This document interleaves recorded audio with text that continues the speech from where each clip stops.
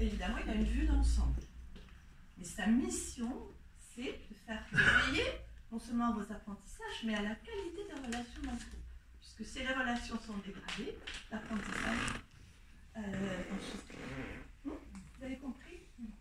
Alors, ce groupe, il a un pilote, on va imaginer, mais en même temps, imaginons comme une entreprise ou un quartier, où chacun, comme dans cette société, a beaucoup de choses à faire. Des objectifs, donc Maria doit aller par là, Cédric doit aller par là, etc.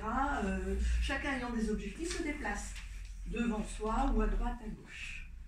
Et pensant et étant même sûr que c'est sa mission et qu'il fait bien son travail, il n'y a pas de souci. Mais les relations, on n'a pas le temps d'y prendre soin.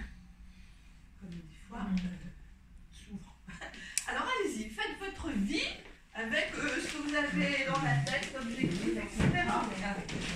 Tu peux aller vers la cuisine, hein, comme tu veux. Hein. Ouais. Vous voulez, alors vous êtes le prix pour lui, on va mais ça va mieux. Mais il n'empêche que vous avez peut-être aussi des choses à faire. Vous pouvez faire ce que vous voulez en fait. Alors Nathalie, je te propose de rester là parce que tu es une belle démonstration. Oui, attention, ne vous arrachez pas les oreilles. Alors encore, continuez. Continuez. Alors. Tiens, on m'a demandé de rendre ça. Allez, stop. Très bien. Alors, depuis quelque temps, même avant que vous aviez commencé, nous avions un acteur, c'était Nathalie, qui était bien au milieu. Et là, on aborde une notion dont vous avez entendu parler, qui est la notion du bouc émissaire. Ça vous dit quelque chose, bouc émissaire? Eh bien, le bouc émissaire, c'est une personne qui n'est pas plus mauvaise que les autres. Sauf qu'à un moment donné, peut-être qu'elle n'a pas été aussi rapide, ou qu'elle a eu des soucis, ou qu'elle a été absente, ou qu'elle n'a pas d'énergie par moment. Et ça va très vite. Ce phénomène, quand il est commencé, il continue de s'amplifier. Et une fois que cette personne est là, le système il sent bien qu'elle vous empêche, non? Ben oui. Et qu'est-ce qu'on lui dit? Mais c'est pas vrai. Ça, c'est aussi à l'école, hein, le gamin qui se fait harceler, c'est ça. Hein. C'est pareil. Hein. Donc, qu'est-ce que le groupe a envie de faire? De l'aider à sortir de ce...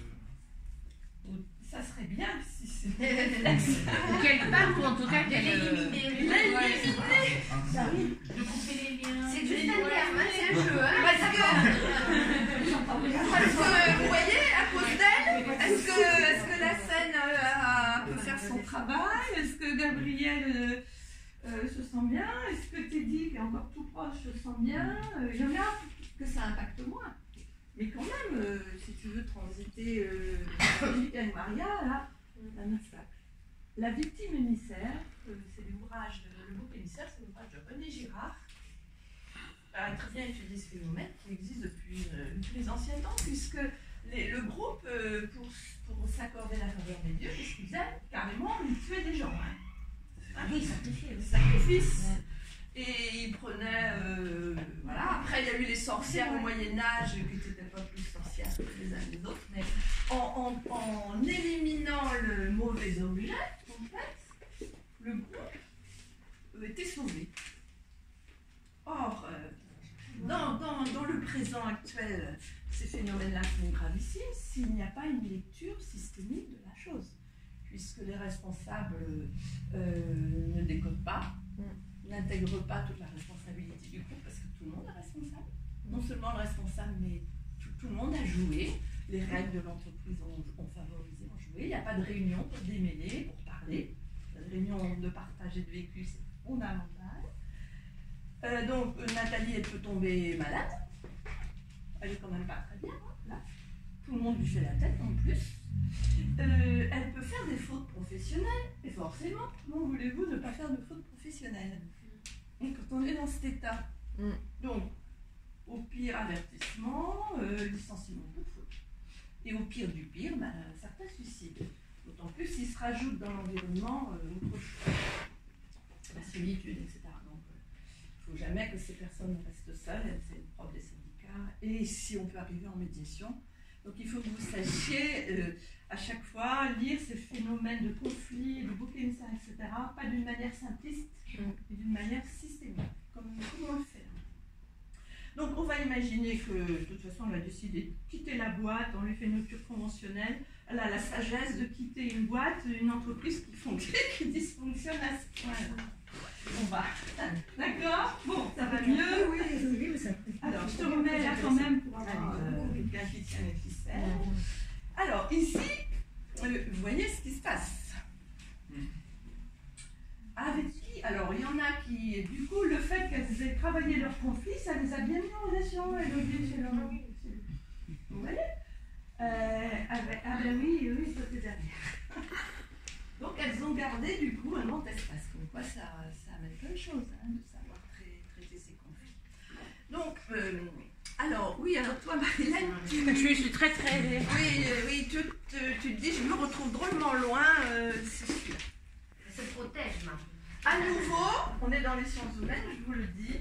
Vous n'avez pas pu savoir où est-ce que vous atterrissez dans l'espace. En physique et en mathématiques, 3D, équation, ordinateur, le déplacement d'un objet peut être calculé en fonction du déplacement de l'électron, mais pas en sciences de la communication. Alors, on peut imaginer que ça continue un peu, le phénomène, parce que c'est systémique, quelque chose a commencé à prendre de la vitesse. On ne voit pas pourquoi ça s'arrêterait. Je le demande pour ma démonstration, pour l'affiner un peu. Donc Marilène, si tu peux, toi, continuer à faire des trucs.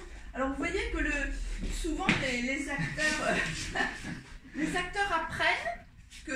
apprennent des stratégies pour ne pas être au milieu du système. Hein.